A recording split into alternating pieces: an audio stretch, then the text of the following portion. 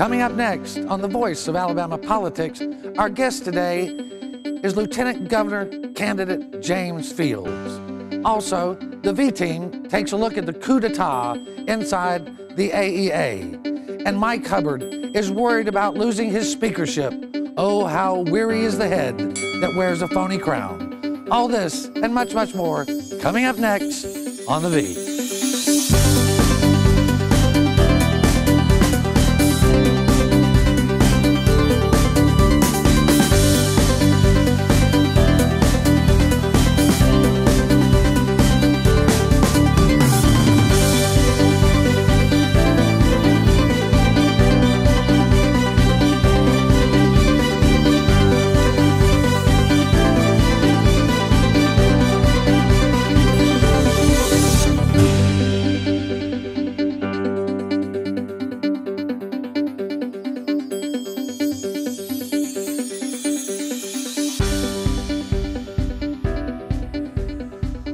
Welcome to The Voice of Alabama Politics, where we tackle the tough issues so you have the hard facts.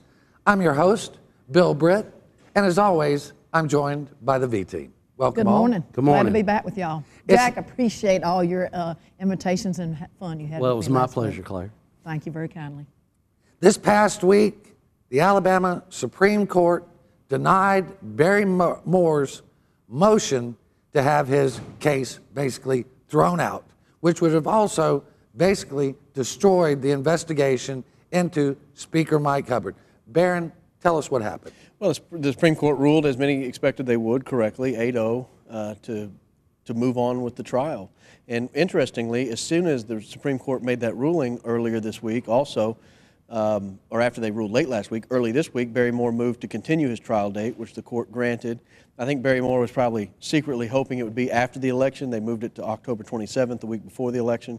So it'll be interesting to see if he's convicted, will they allow him to remain on the ballot November 4th? Claire, will that have an effect? I mean, that will have a huge effect if he's convicted, won't it?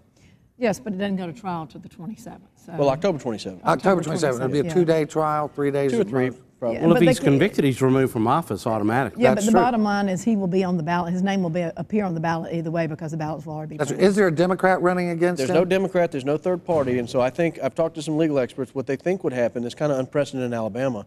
If he is convicted of a felony, he will be ineligible to serve, so he'll be immediately removed from office, and he'll also be ineligible to be on the ballot, which would create a write-in scenario, is what some people are thinking might happen. Wow. Or the governor could call a special election, but I think there'd be some litigation if the governor tried to take the write-in ballot away from the folks. I was surprised there was an 8-0 decision by the Supreme Court, and one abstention or recusal, which was Greg Shaw, and I don't know why, but if you look at contributions, Storm PAC, Mike Hubbard's Political Action Committee gave him money, and he took it. So maybe that's why he recused. Yeah, I think that's exactly right. It could be. It doesn't surprise me because I think the court did the right thing. I mean, they did. You know, and I had a quote that I wrote a few days later that we have 35 million laws to enforce the 10 Commandments. And I sent Chief Justice Roy Moore a note and said, I'm glad the 10 Commandments are still alive in your court. It is a very interesting thing that they did grant Barry Moore a delay in his trial. Why do you think that is, Barron? I don't know why it was. There were several things he was saying. He didn't get sufficient discovery. He didn't have time to subpoena and prepare Mike Hubbard. Apparently there was a statement Mike Hubbard made.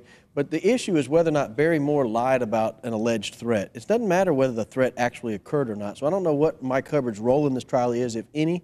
I don't know what he could possibly say that would tend to prove Barry Moore is innocent. That part doesn't make sense, but I think the judge is just trying to be safe and say, hey, look, we had a recent ruling. Let's just give him a few more weeks to prepare. But I think the judge sent a statement. The first statement he sent was scheduling his initial trial date for Election Day. And the second statement he sent was, okay, I'll give you your continuance, but you're still going to be tried before the general election day. Don't you think the people of Alabama have a right to know who's a crook or who's charged with a crime? Don't you, Claire? I mean, we've got all these indictments supposedly out there, and nothing's happening. Well, the wheels of justice move very slowly everywhere. But don't you think people have a right to know? I do, but you know, if you're conducting an investigation that is apparently this exhaustive, you want to make sure every T is crossed and every I is dotted, and I think that's probably what they're doing. But it's taken an awful long time. Well, I think about Nixon saying people have a right to know if their president's a crook. Well, we've got crooks out there, and people have a right to know. Somebody who we certainly don't think is involved in any of this stuff is Governor Robert Bentley. We asked the governor several weeks ago, and Parker Griffith, his Democratic opponent, to come on the V and have a debate. We said we would do it anywhere, anytime, anyhow they wanted to do it. Just get the two men together and talk about the issues. Governor Bentley issued a statement this week saying no debate, no time at all. Claire, what's your thought on that? Well, you know, I've run a lot of statewide campaigns, and traditionally, if you are the incumbent, there's really no reason for you to have a debate because there's so much for you to lose, where if you're challenging somebody, there's a lot for them to gain. So as an incumbent, traditionally, you do not want to do debates. What are the polling numbers? Y'all talked about some polling numbers. I think Parker Griffith is down by like 28 points. So I have mixed emotions on this. If I were advising Bentley, I would say you don't need to debate Parker Griffith. Right. But as a voter and as a consumer of politics, you know, presidential candidates debate, sitting presidents debate. I don't know if Bentley, you know, so what if Parker closes the gap by 8 points? He isn't going to beat Bentley. No. And I think it would be very spirited and interesting, but I think the Bentley people don't think that Parker Griffith would be civil enough to debate him in a controlled setting. Well, he has been really, really like an attack dog, hasn't he? Well, he's lost his cool lately in several sort of high-profile ways. He's made a fool of himself traveling around the state with this gigantic duck, saying Bentley's ducking debates. If I'm Robert Bentley's campaign team and we're up 28 points, I'm not going to give him the time of day if he's acting like he's beating me into a debate.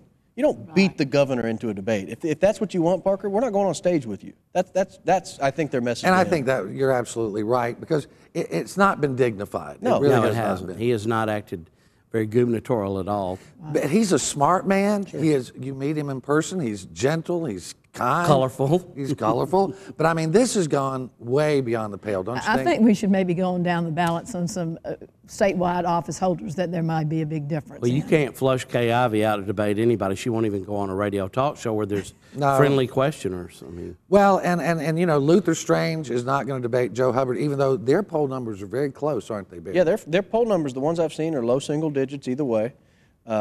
It's sort of the outlier race. Every other statewide race is a runaway. Jim Ziegler's going to win. John Merrill's going to win. Robert Bentley's going to win. Kay Ivey's going to win. That Joe Hubbard race could go either way. All right. That's where the duck needs to go, is in the AG's race. Luther's ducking out on everything. Certainly ducked out on Kevin Turner, didn't he? We hadn't heard a word about that lately. We have not heard a word about Kevin Turner. And I hate to repeat myself, but it's worth saying, Joe Hubbard is an aggressive campaigner. He is not going to let this thing go. We're going to invite Joe back on and let Joe challenge Luther Strange to a debate right here on the V. Well, I thought it was very interesting. I think last week, I believe, I know in the Montgomery market, we've seen TV ads. Joe Hubbard's already up on the air. I don't know about the sitting attorney general. Yeah, he's not a new commercial that's pretty hard hitting. Yeah. We're going to have to hold it right there. You're watching the V, the voice of Alabama politics. Our guest today is James Field, a candidate for lieutenant governor. You're watching the V. We'll be right back.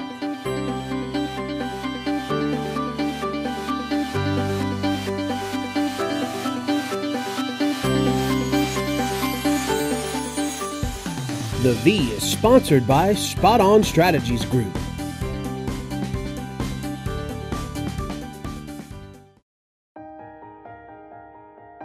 I teach. I touch the future.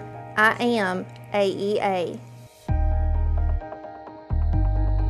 I keep the school clean every day for your children. I am AEA. Congratulations on your scholarship. I help children make choices for college and careers. I am AEA. We are AEA.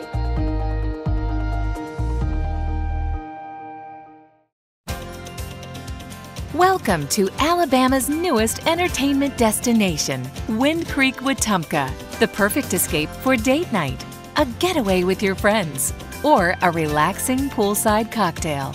Whether it's a day trip to enjoy the best steak in Alabama or a romantic weekend, the finest Southern hospitality is just a short drive away.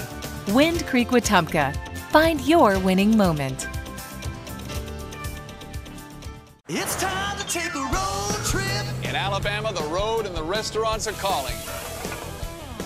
We've elevated barbecue to an art form, a meat masterpiece. Fine dining your thing? National awards are putting us on the map. Because everything's fresh and local. And if you like your dinner with a view, well, you can't beat this. Alabama has a road trip with your name on it. Which one you gonna take?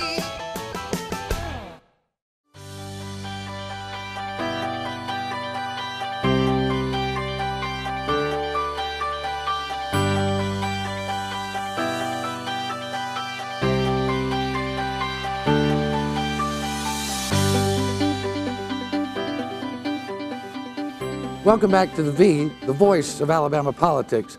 Our guest today is candidate for Lieutenant Governor James Fields. Welcome, sir. Thank you. Thank you for the invitation. You have a long career in public service. You have worked in state government. You have been a state representative out of Coleman County. Mm-hmm. You are a minister and a coach. You wear a lot of hats. Now you want to be Lieutenant Governor. Yes, we believe that that is one more hat that we need to wear for the people of Alabama. Why is it that you truly see yourself as being Lieutenant Governor? Why are you running? I'm running strictly because I've observed over the past 4 years, especially in this administration, the dysfunction. And Alabama deserves better. Alabama deserves someone who's going to stand up and fight for them. All of Alabama, not just part of Alabama. This has been a very partisan Senate. To a large degree, the Democrats, the people of color, women have been ignored in the Senate. How would you run the Senate as the Senate president if you were Lieutenant Governor? Easy. I've been in this position before.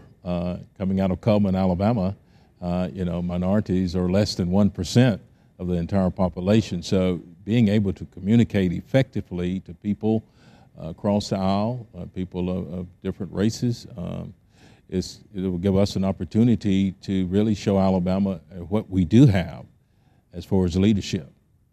What do you think are the main, if you could, a little bit, contrast your life, your career, your philosophy with that of what we see from current Lieutenant Governor Kay Ivey? My philosophy is simple. You can always give somebody a piece of bread or a fish, but if you don't teach them how to fish or how to bake bread, then that person will always be on a different level. I've learned over the past few years and in my career working with young kids, bringing them together, teaching them the art of the game, the art of sportsmanship, sharing, giving, and we don't have that now in our legislature. We just have one ideology. We don't have a democracy, we have a dictatorship. And anytime you have a dictatorship, there's always a rebellion, and it's coming. And we've seen that in this administration already. And so Alabama deserves better, and the things that would separate me from what we see now is that my ability to work across party lines and to work across racial lines. People have said that the Lieutenant Governor's office is really a paper tiger, but you plan on putting some teeth and some caring into that tiger, don't you? I do. The Lieutenant Governor's office and position is there constitutionally, number one. Number two, the Lieutenant Governor is the second person or first in line in case something happens to the governor. So that person would have to have the ability to lead the state and lead the state in a positive manner. What we plan to do is to be the voice for the people of Alabama. They need an advocate. And that's what the Lieutenant Governor is. The Lieutenant Governor presides over the Senate, and I think people have been misled that the Lieutenant Governor's position is non-essential to state government, and it is essential. When, at the beginning, in the 1800s, The lieutenant governor's seat was there, and then they took it out, and then in the 1901 Constitution, they brought it back in because it is essential. You need someone who is capable, someone who is ready, someone who can stand there, and the people can trust them. And the lieutenant governor's office brings integrity to the Senate chamber. When you have 35 men and women sitting in the chamber arguing back and forth, you need someone with a voice of calmness. It's sort of like confrontation or restoration. You know, you got to confront your problems, but you need to be able to restore those people back to the fold. And right now, you don't have that. You got 8 Democrat senators sitting over here on the sideline, which each senator represents 140,000 people in this state. And when you cut off debate in this state, one senator, you shut up 140,000 voices. And those voices are not all Democrats. Those voices are not all independents. Those voices are not all Republicans. They are voices of people crying out for help. And the lieutenant governor can make sure that those voices are heard. The 2010, what I call tsunami, changed the makeup of the Senate and the House to a supermajority. This Senate has used cloture more times than the Democrats ever even imagined. In other words, they cut off debate. I mean, what happens to our society and what happens to our government when we cut off debate? Number one, you lose democracy. You lose the form of a democracy in our government, and we become a dictatorship. And I've said that earlier. When you do that, you're telling people of Alabama that you are non-essential. What you have to say doesn't matter. The lieutenant governor can stop that from happening because the lieutenant governor still gavels in and gavels out. The lieutenant governor has an ear for the people. The lieutenant governor should have a heart for the people of Alabama, not the heart of some party interest group or one side or the other. The lieutenant governor should be the medium, and we haven't seen that. People of Alabama has been misled. This storming the State House, promises made, promises kept. Oh, yeah, they made a lot of promises, but they have broken their own promises because they lied to the people of Alabama. And so that's why I feel so passionate about seeking this office to make sure that we can bring some sense back into government and move our state forward. We've got about 30 seconds. That's not much time. No.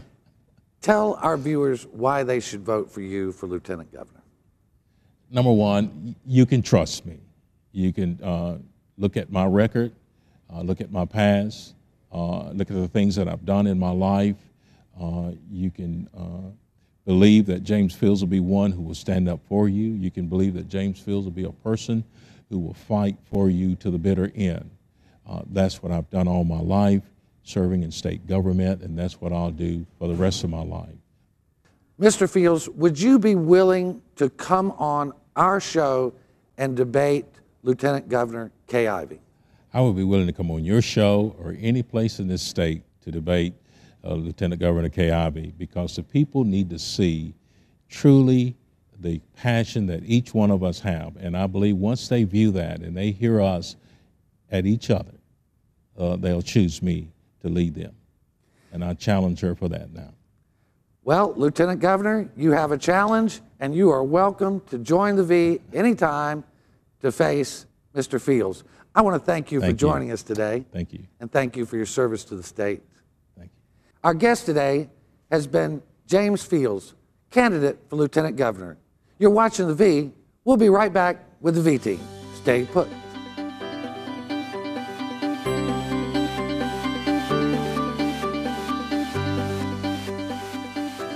The V is sponsored by MediaWorks Communications Video Production Services for all your video production needs.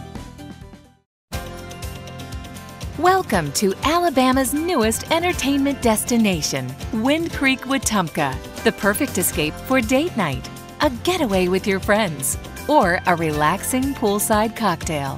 Whether it's a day trip to enjoy the best steak in Alabama or a romantic weekend, the finest Southern hospitality is just a short drive away. Wind Creek, Wetumpka. Find your winning moment.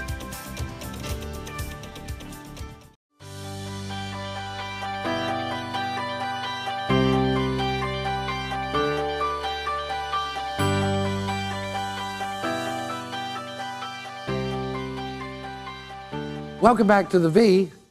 This week, we released a story that we do a preponderance of evidence, like you attorneys do, where we found several events that fell into a pattern we are familiar with. One, Bob Riley gets a huge donation, a third of $100,000. The person who gave that donation had an agreement with the state to get money from the state if they built a new business here in Alabama. Later on, this same startup received $78 million in loans from the retirement systems of Alabama, a deal that was stalled until Laura Canary became the chief counsel for RSA. All these fall into a pattern that we've seen time and time again. Politics, money, and individuals getting payback for using state funds. What do you think about that, Barron? Well, I think you almost have to back up one step further and understand that when the Republicans took over in 2010, there was an all-out assault on David Bronner. And that assault didn't stop until Laura Canary was hired at RSA. Laura Canary, the wife of BCA lobbyist, President Billy Canary, and Laura Canary, the former Middle District U.S. Attorney here in Alabama. She goes over there in January of 2012 and begins work, and that's when the assault stopped. It's almost like they wanted their inside person. Well, 2 months later is when this loan was consummated. Right, and this loan had been, this deal that Bob Riley signed with CB Holdings was back in 2010, and the deal was... When he was still governor. When he was still governor, and getting this money from the state was predicated on the fact that he would build a facility to make medical devices, plastic medical devices, in Auburn. He also owns another business down in Auburn, doesn't he, Barron? He does. It's called Capital Cups. They make stadium cups. If you've drank soda at an Alabama game or an Auburn game, you likely have drank your soda from one of these cups. What do you think the people of Alabama would say if they found out all of a sudden there was a kickback on a $78 million loan, Claire? Well, first of all, I'm going to say this whole thing is egregious, okay? It looks bad. Alleged. It looks bad, it smells bad, and it's very unfortunate. I mean, we're just seeing pattern and practice of this all over the state. Something's got to stop here. You know, we thought we had good government, business, Republican come in here, but it looks like, Jack, some of them are just big business for themselves, Republicans. It appears that the House of Representative leadership in Alabama is a band of thieves. It appears that to the normal average person who would read any of the stuff that you've written, read any of the articles that are unwritten, to learn what we've learned lately. It's incredible. And the facts are there to back up what you've written. That's the thing, too. Well, it's scary. And it's very scary. And Barron is right. There was an assault on David Bronner. There were all kind of ways to get rid of him. They, that were discussed in back rooms until he hired Laura Canary to come over there as his chief counsel or whatever, and then all that rumbling stopped. Well, they had the inside person. The other thing is, in a vacuum, any one of these deals, you think, well, that's weird, I guess, but okay, there's nothing you can actually put down on paper and prove there was some impropriety. But when you have assault after assault after assault, deal after deal after deal, and they all fit this same pattern, and then this whole Laura Canary going to RSA raised a lot of red flags when it happened in the first place. It did stop immediately the assault on David Bronner. That has gone by the wayside. Everyone almost forgets that the first legislative session the Republicans were in power, they were determined to get rid of him. And rumors are she's flexing her muscle over there like nobody's business. Well, the interesting thing, what put us onto it, is Susan was going back through campaign finance reports, and she looked at me and she said, I found a donation here to Bob Riley's PAC for $33,333. What do you think that is? And I went, a third of $100,000. Yeah, where's the other 2/3? Yeah, exactly. Yeah, where's the other 66? We haven't been able to find the other 66. They're there somewhere, it's there I'm sure. somewhere.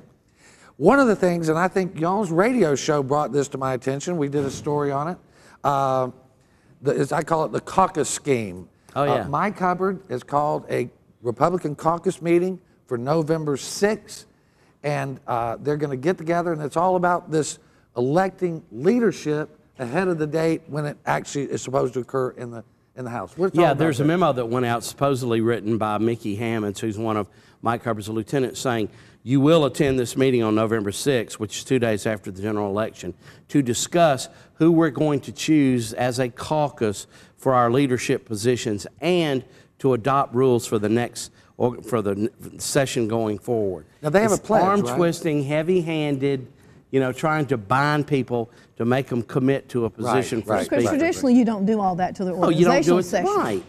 That's out of character. Well, listen, they got a pledge, right? The pledge. Yeah, there's something we affectionately term the Party Purity Pledge. Yeah. And the pledge is simple, and many of these people signed their name to it. I don't think it was required to sign up to be a member of the House of Representatives that you sign this pledge, but the pledge says, in short, if the caucus votes a certain way on leadership, you will not vote any other way except the way the caucus voted.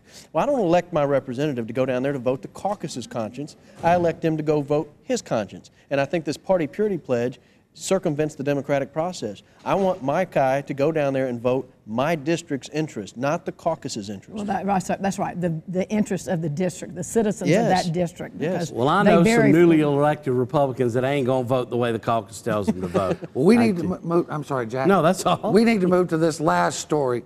Big breaking news this week. Former executive secretary and chief of the Alabama Education Association, Paul Hubbard, has called basically for the ouster of his replacement, Dr. Henry Mabry. It really is a big deal, isn't it, Claire? Yeah, it's a big story. It's big news. I think it was a big surprise to a lot of people. I'm a little skeptical about it. That doesn't seem like Paul Hubbard's style to do this. No, it's sour grapes, in my opinion. Kind of like Jack Welch leaving GE and criticizing the next leadership, or Iacocca leaving Chrysler. It's kind of the same thing, and I don't understand it. It doesn't sound like Hubbard. We got about 30 seconds, Barron. What do you think? You have a very hardcore leftist in Paul Hubbard, who ran this as a wing of the Democrat Party for decades. And Henry Mabry has not followed suit. He's trying to modernize it and understand the reality of Alabama politics today. An ultra left-wing AEA would not be able to survive, and I think he's upset about it. I mean, about 60% of the AEA membership are Republicans, That's so correct. it would make sense that they're moving that way, right, Claire? Absolutely, and I just think there's more that lies underneath this. I think there's some underlings that must have gone to Dr. Hubbard with this. I just don't think Dr. Hubbard would have come to this on his own. We're going to have to leave it right there. You've been watching The Voice of Alabama Politics. You can catch us every day at alreporter.com and every week on Sunday at your ABC affiliates. Thanks for watching. Have a great day.